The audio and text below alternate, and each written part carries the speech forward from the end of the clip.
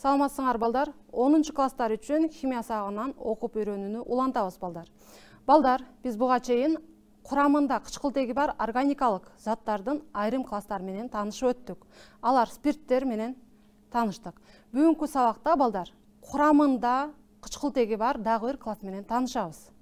Бүгүнкү сабактын темасы балдар, алдегиттер жалпы мүнөздөмөсү, гомологиялык катары, химиялык касиети жана алынышы. Бүгүнкү сабакта алдегиттердин, кетондордун касиеттерин, алынышын окуп үйрөнөбүз. Карбонилдик бирикмелердин гомологиялык катары, колдонулушу боюнча маалымат алабыз.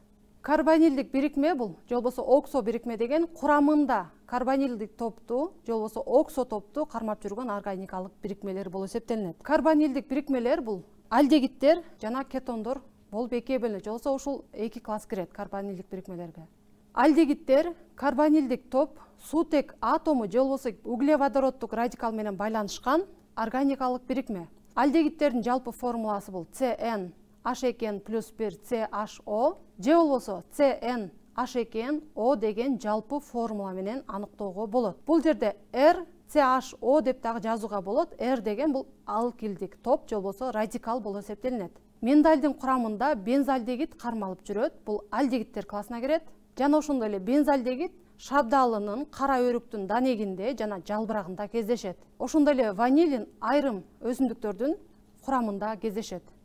Кетондор бул гидроксилдик топ эки радикал менен байланышкан органикалык бирикме болуп эсептелинет. Кетондун жалпы формуласы бул RCO, R деп белгилөөгө болот. R деген бул демек радикал болуп эсептелинет. Же болбосо алкилдик топто атасак болот экен. Карбонилдик бирикмелер углеводороддун радикалына жараша чектүү, чексиз жана ароматтык деп 3 топко бөлүнөт. Карбонилдик топ sp2 гибридтешүү абалында болот. Бул жерде балдар көмүртек менен кычкылтек атомдордун ортосунда кош байланыш жайланышкан. Ошол себептен ушул көмүртек атом менен байланышкан кычкылтек атом турган жерде көмүртек атому sp2 гибридтешүү абалында болот. sp2 гибридтешүү абалы бул 1 s орбитал менен 2 p орбиталынын гибридтешүүсүнүн натыйжасында sp2 гибридтешүүсү пайда болот экен. Ал эми көмүртек менен кычкылтек атомдордун ортосундагы электрондук тыгыздык, башкача айтканда, бул жерде кычкылтектин терс электрдүүлүгү жогору болгондуктан көмүртек атомдогу электрондорду өзүнө тартат да терс заряддалат. Ал эми көмүртек атомдун терс электрдүүлүгү төмөн болгондуктан ал оң заряддалат, себеби электрондук тыгыздыкты тарттырат. Бул жерде көмүртек менен кычкылтек атомдун ортосундагы химиялык байланыш уюлдуу байланыш болуп эсептелинет. Бул жерде балдар гомологиялык катарын карап көрсөк, ЮПАК номенклатурасы боюнча атоодо алкандардын аталышына аль деген мүчөнү улап атайбыз. Мисалы, алдегиттин формуласы HCHO, бул заттын аты метан аль. Себеби бир көмүртек атому кармалып жүрөт. Андан кийинки CH3, CHO этаналь, пропан аль, кийинкиси бутан аль, пентан аль. Андан кийинкиси гексан аль, гептаналь, гептанальда C6H13, CHO. Андан кийинки октаналь, октанальдын курамы C7H15HCO болот. Андан кийинкиси нонон аль жана акыркысы децан аль болот экен. Демек, алкандардын аталышына эле аль деген мүчөнү улап атайт экенбиз. Алдегиттердин тривиалдык аталышында балдар, мисалы HCHO-ну формальдегит же болбосо кумурска алдегити деп атайбыз. Ал эми CH3, CHO-ну уксус алдегити деп атоого болот. Ошондой эле бул пропион алдегити деп аталат экен. Алдегиттердин эми номенклатурасын карап көрөлү балдар. Алдегиттик топ жайланышкан көмүртек атомунан баштап эсептелет жана ошондой эле өзөгү аныкталат. Алдегиттик топ кармалып жүргөн көмүртек атомунан баштап номер коюлат. Келгиле анда бул эки заттын өзөгүн аныктап, ага номер коюп көрөлү. Бул жердеги карбонилдик топ кармалып жүргөн эң узун чынжыры өзөгү болуп эсептелинет. Демек, мына биринчи формулада бул жердеги сары түс менен белгиленген бул өзөгү. Ал эми экинчи формулада бул жерде сары түс менен белгиленген бул өзөк болуп эсептелинет экен. Номер коюуда балдар, карбонилдик топ кайсыл тарапта жайланышса, ошол карбонилдик топтун курамында көмүртек атомунан баштап номер коюлат экен. Демек, биринчи формулада оң тарапка жакын болуп аткандыктан номерди оң тараптан баштап коебуз. Бул жерде ушундай болуп номерленет. Ал эми экинчи формулада дагы карбонилдик топ оң тарапка жакын жайланышкан, ошол себептен мына оң тараптан баштап номер коюлат. Андан кийин балдар орун алмашуучуну же болбосо радикалды аныктоо керек. Демек, бул жерде 2 формула берилген бизге. Бул өзөгү болуп эсептелинет, номерленген. Ал эми бул сары түс менен белгиленген бул радикал, бул метил радикалы, жана бул экинчи сары түс менен белгиленген дагы метил радикалы болуп эсептелинет. Экинчи формуладан дагы бул жерде 4-чү көмүртек менен байланышкан метил радикалы жана 3-чү көмүртек менен байланышкан бул этил радикал болуп эсептелинет экен. Андан кийин балдар, орун алмашуучу жайланышкан көмүртек атому сан менен көрсөтүлүп, орун алмашуучунун аты аталат. Бул жерде орун алмашуучу тактап айтканда радикал 3-чү жана 4-чү көмүртек атом менен байланышып жаткандыктан 3,4 диметил деп атайбыз. Алгач биз радикалды атап алат экенбиз. Демек, биринчи формуладагы радикалды атап алдык. Эми экинчи формуладагы радикалды атап көрөлү. Бул жерде 4-чү көмүртек атомдо метил радикал жайланышкан жана 3-чү көмүртек атомдо этил радикал жайланышкан. Радикалды атоодо кичинекей радикалдан баштап аталат балдар. Демек, 4 метил, 3 этил деп радикалдарды атап алдык. Андан кийин балдар, аталышын атоодо алкандын аталышына аль деген мүчөнү улап атайбыз. Демек, бул жерде бул заттын аты 3,4 диметил пентан аль деп аталды, биринчи формула. Ал эми экинчи формула боюнча 4 метил, 3 этил гексан аль деген зат бул. Эми балдар, кетондордун гомологиялык катарын карап көрөлү. CH3CO, CH3 деген бул пропан 10, демек гомологиялык катар балдар пропан 10дон башталат. Себеби карбонилдик топ эки жагында эки радикал менен байланышып туруш керек. Ал эми эки радикал болуш үчүн эң аз дегенде эле 3 көмүртек атому болуш керек экен. Демек, эң биринчи өкүлү пропан 10 же болбосо ацетон деп аталат. Же болбосо дагы бир аталышы диметил кетон деп да атасак болот экен. Андан кийинки бутан 12, бутан деп алкандын аталышы менен аталып жатат жана 10 деген мүчө уланды. Ал карбонилдик топ канчанчы көмүртек атомдо жайланышса, ошонун номери коюлат. Бутан 12 дегенде, демек, экинчи көмүртектин атомунда кычкылтек атом менен байланышып, карбонилдик топ ошол жерде жайланышкан. Же болбосо экинчи аты метил, этил, кетон. Бул жерде, демек, радикалдардын атын атап, андан кийин кетон деген сөздү улайт экенбиз. Сол тарабында метил радикал жайланышкан, ал эми оң тарабында этил радикалы жайланышкан. Ошол себептен метил, этил, кетон деп аталды. Андан кийинкиси балдар пентан 12 деп аталат. Жана ошондой эле кийинки өкүлдөрүн карап көрсөк, гексан 12 деп аталат бул зат, себеби экинчи көмүртекте карбонилдик топ жайланышкан. Ошондой эле гептан 12, октан 12, октан 12нин курамында 8 көмүртек атом кармалып жүрөт жана экинчи көмүртекте карбонилдик топ жайланышкан. Ошондой эле кийинки өкүлү нонан 12 жана тетан 12. Демек, бул кетондордун гомологиялык катары болду балдар. Эми кетондордун балдар номенклатурасын карап көрөлүчү. Карбонилдик топ жайланышкан көмүртек атомдон баштап эсептелинет, өзөгү аныкталат жана карбонилдик топ кармап жүргөн көмүртек атомдон баштап номер коюлат экен. Бул формула берилген. Демек, бул сары түс менен белгиленген бул кетондун өзөгү болуп эсептелинет. Бул формулада ушул өзөк болуп эсептелинет экен. Номерди балдар карбонилдик топ кайсыл тарапта жайланышса, ошол тараптан баштап номерлөөгө болот экен. Демек, сол тараптан баштап номерлейбиз. 4-кө чейин номерлесек болот. Андан кийин балдар орун алмашуучу, тактап айтканда радикалды аныктайбыз. Демек, номер коюлган бул өзөгү болуп аныкталды. Ал эми сары түс менен белгиленген бул радикал болуп эсептелинет, бул метил радикалы. Орун алмашуучу жайланышкан көмүртек атому сан менен көрсөтүлүп, орун алмашуучунун тактап айтканда радикалдын аты аталат. Демек, бул жерде сары түс менен белгиленген радикал 3-чү көмүртек атом менен байланышып турат. Ошол себептен 3 метил деп радикалды алгач атап алабыз. Андан кийин аталышын атоодо алкандын аталышына 10 деген мүчөнү улап атайт экенбиз. Келгиле анда толугу менен атап көрөлү. Демек, 3-чүдө метил радикал жайланышкандыктан 3 метил бутан 10 деп аталды. Бутан деген себеби өзөгүндө 4 көмүртек атому кармалып жүрөт. Ал эми кетондорго 10 деген мүчө уланат деп айттык. Ошондой эле карбонилдик топ сан менен көрсөтүлүп жазылат. Демек, 3 метил бутан 12 деп аталат экен бул. Эми балдар алдегиттердин изомерлерин карап көрөлү. Алдегиттер бул көмүртек скелети боюнча изомерияга ээ болот. Алдегиттердин биринчи 3 өкүлү изомерге ээ болбойт. Бул жерде балдар кетондор менен алдегиттер өз ара изомерге ээ болот. Демек, алгачкы 3 өкүлүнүн изомери жок болот, ошол себептен алардын изомерин карабайбыз. Келгиле балдар анда көмүртек скелети боюнча изомерди карап көрөлү. C5H10O деген заттын изомерин карайлы анда. Демек, бул жерде көмүртек атомунан 5 атом кармалган жана сутек атомунан 10 атом, кычкылтектен 1 атом кармалып жүрөт. Андан кийин балдар бул жерде номерлеп алалы. Бул заттын аты пентаналь деп аталат. Себеби курамында 5 көмүртек атому кармалган. Ошондой эле ушундай курамга ээ болгон, бирок түзүлүшү башка болгон дагы бир затты жазалы дагы, анын аталышын атап көрөлү. Бул жерде карбонилдик топ оң тарапта жайланышкандыктан оң тараптан баштап номер коюлат. Жана ошондой эле радикал дагы ушул оң тарапта жайланышкан. Анда номерлей турган болсок, мына 4кө чейин номерленет. Бул заттын аты демек 2 метил бутаналь деп аталат. Бул 2 метил бутаналь менен пентаналь өз ара изомер болуп эсептелинет. Ошондой эле балдар дагы бир изомерин жаза турган болсок, бул жерде метил радикалы 3-чү көмүртек менен байланышып турат. Ошол себептен 3 метил бутаналь деп аталат бул. Жана ошондой эле ушундай курамга ээ болгон дагы бир изомерин жаза турган болсок, бул жерде 2-чи көмүртек атому менен 2 радикал байланышып тургандыктан 2,2 диметил пропаналь деп аталат бул заттын аты. Эми балдар келгиле кетондордун изомерин карап көрөлү. Кетондор көмүртек скелети боюнча жана карбонилдик топтун жайланышы боюнча изомерге ээ болот.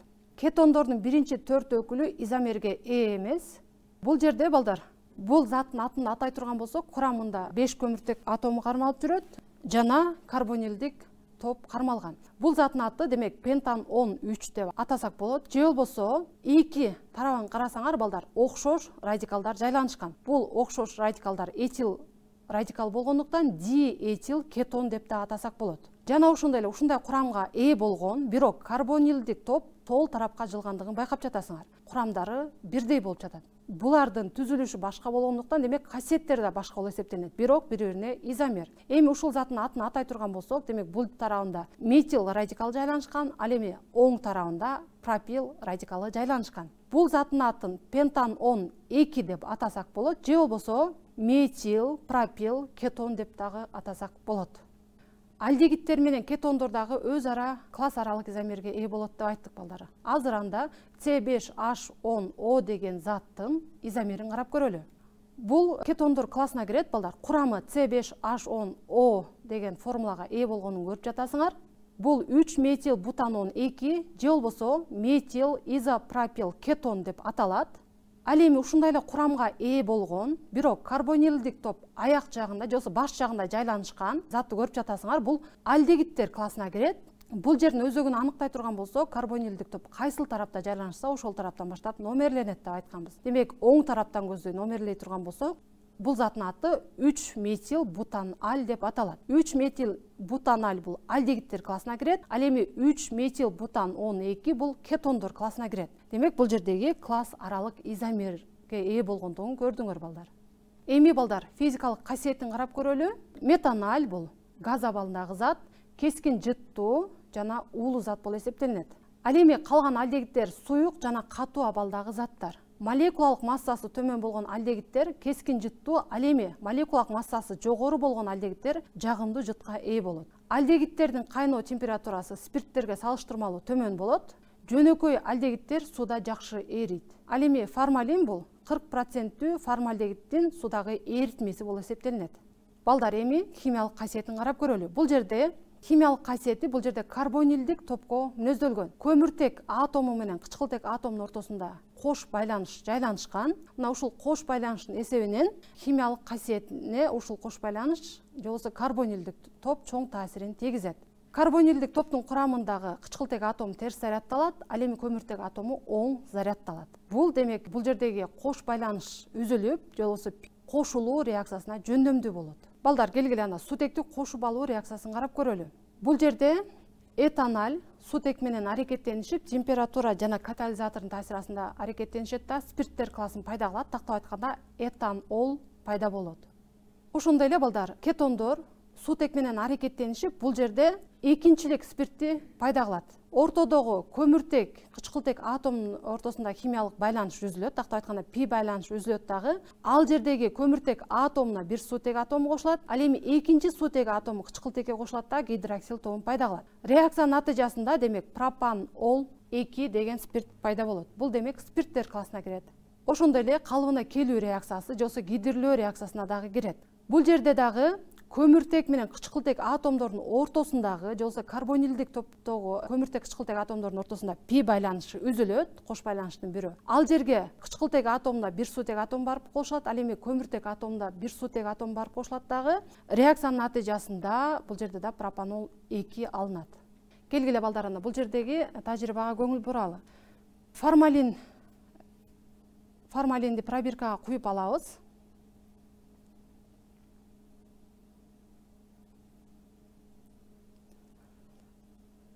Ага күмүштүн оксидинин аммиактагы эритмесин куябыз. Бул реакциянын аты балдар күмүш күзгү реакциясы деп аталат. Себеби реакция жүрүп бүткөндөн кийин пробирканын бетин байкасаңар, күмүштөн жасалган күзгү сыяктуу пробирканын бетинде күмүш пайда болот. Демек бул жерде күмүштүн оксидин формалинге таасир эткенде реакция жай жүргөндүгүн байкап жатасыңар.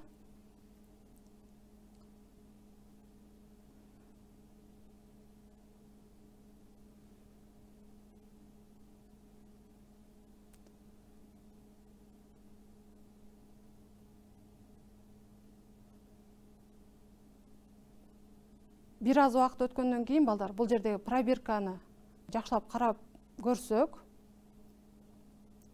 пробирканын бетинде мына күмүштөн капталган күзгүнүн пайда болгондугун, же болбосо күмүштөр пробирканын бетинде чогулгандыгын байкадыңар.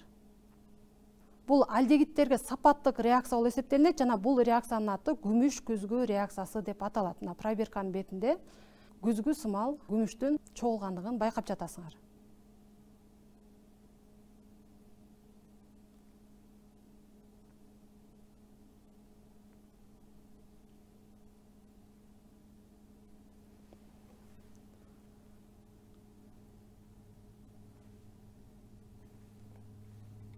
Ушул тажрыйбанын балдар реакциясын жаза турган болсок, демек бул жерде этанолго күмүштүн оксидинин аммиактагы эритмесин таасир эттик. Реакциянын натыйжасында уксус кислотасы пайда болду жана пробирканын бетинде күмүш пайда болгондугун көрдүңөр. Ал жерде күмүш чөкмөгө чөктү, башкача айтканда пробирканын бетине жабышып, ал жерде күзгүнү пайда кылды. Ошол себептен бул реакция күмүш күзгү реакциясы деп аталат дагы, алдегидтерге сапаттык реакция болуп эсептелинет. Ошондой эле балдар, алдегидтерге дагы бир сапаттык реакция бул жездин эквиваленттүү гидроксиди менен болгон реакциясы болуп эсептелинет. Бул реакциянын натыйжасында уксус кислотасы, жездин бир валенттүү оксиди жана суу пайда болот. Келгиле балдар, анда бул жердеги тажрыйбага көңүл буралы. Натрийдин гидроксидинин эритмесин пробиркага куюп алабыз дагы, ага жездин эквиваленттүү сульфатын таасир этебиз. Бул жерде реакциянын жүрүшүнүн натыйжасында жездин эквиваленттүү гидроксиди пайда болот. Бул көк түстөгү чөкмө, байкап атасыңар, көк түстөгү чөкмө пайда болгондугун байкадыңар. Бул жездин эквиваленттүү гидроксиди. Жездин эквиваленттүү гидроксидине биз алдегидти таасир эткенде, бул жерде реакция жүргөндүгүн көрүп жатасыңар. Реакция жай жүргөндүктөн муну ысытуу керек. Демек спирт шамынын таасири астында ысытууда реакция тез жүрөт дагы. Реакциянын натыйжасында жездин оксиди пайда болгондугун байкайсыңар. Демек мына пробирканын бетинде кызыл түстөгү зат пайда болду. Бул кызыл түстөгү зат жездин бир валенттүү оксиди болуп эсептелинет. Бул дагы алдегидтерге сапаттык реакция демек. Ошондой эле балдар, катализатордун катышуусунда кычкылдандыргычтар менен, же болбосо кычкылтек менен кычкылдануу реакциясына кирет. Бул жерде пропанолго кычкылтекти таасир эткенде, же болбосо күчтүү кычкылдандыргычтардын таасири астында кычкылдандырганда кислота пайда болот. Бул кислотанын аты пропан кислотасы деп аталат. Бул кислоталар классына дагы кийинчерээк токтолобуз. Ошондой эле кетондор кычкылдануу реакциясына туруктуу болот. Күчтүү кычкылдандыргычтардын катышуусу менен жана ысытуу менен кычкылдануу реакциясы жүрөт. Эми балдар, келгиле алдегидтердин жана кетондордун алынышын карайлы. Өнөр жайда көп көлөмдө алдегидтер нефтиден, галоген тундуларынан жана спирттерден алынат. Лабораторияда алдегидтер жана кетондор спирттерди кычкылдандыруу менен алынат. Келгиле балдар, анда тажрыйбага көңүл буралы. Этанолду стаканга куюп алабыз. Спирт шамын күйгүзөбүз дагы, ага жез зымын ысытып алабыз. Жез зымын ысытууда балдар, жез зымынын бетинде жездин эквиваленттүү оксиди пайда болот. Бул жерде жездин эквиваленттүү оксиди кычкылдандыргыч болуп эсептелинет. Бул жез зымын спиртке салганда, стаканга спиртке салганда өзгөрүү болгондугун байкайсыңар, реакция жүрүп аткандыгын. Мына бул жерге салганда демек түсүнүн өзгөргөндүгүн байкап жатасыңар. Демек реакция жүрдү балдар. Дагы бир жолу жакшылап көңүл буруп карайбыз. Кара түстөгү демек жездин эквиваленттүү оксиди. Аны этанолго же болбосо спиртке салганда мына түсүнүн өзгөргөндүгүн байкап жатасыңар. Бул жерде демек жез пайда болот.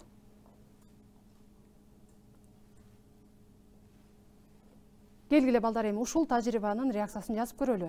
Биз стаканга этанолду куюп алдык дагы ага жездин оксидин таасир эттик. Реакциянын натыйжасында балдар уксус альдегиди пайда болду жана жез калыбына келди. Жез бөлүнүп чыкты жана суу пайда болот. Ошондой эле балдар, экинчилик спирттерге жездин оксидин таасир этүүдөн дагы кетондорду алууга болот. Демек экинчилик спирттерден кетондор алынат, ал эми биринчилик спирттерден альдегидтер алынат.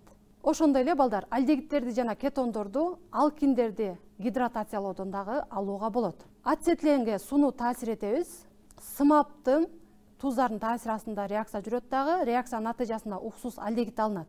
Ошондой эле балдар, бул жерде пропенден дагы сууну таасир этүү менен же болбосо гидратация реакциясынын негизинде кетонду алсак болот. Мындан тышкары дигалоген алкандарга шелочту таасир этүү менен альдегидтер алынат. Бул жерде балдар 1,1 дихлор этан берилген жана ага натрий гидроксидин таасир этебиз. Реакциянын натыйжасында уксус альдегиди же болбосо этан аль алынат жана натрийдин хлориди суу бөлүнүп чыгат. Ал эми балдар, кетондор булардагы галоген тундуларынан алууга болот. Бул жерде 2,2 дихлор пропанга натрийдин гидроксидин таасир этүү менен ацетонду алууга болот жана ошондой эле натрийдин хлориди жана суу бөлүнүп чыгат. Мындан сырткары балдар, спирттерди кычкылдандыруудан дагы алууга болот. Бул жерде экинчилик спирт болуп жаткандыктан балдар кетондор алынат. А эгерде биринчилик спирт болсо бул жерде альдегид алынмак. Альдегидтер жана кетондор реакцияга жөндөмдүүлүгү карбонилдик топтун түзүлүшүнө жараша экен балдар.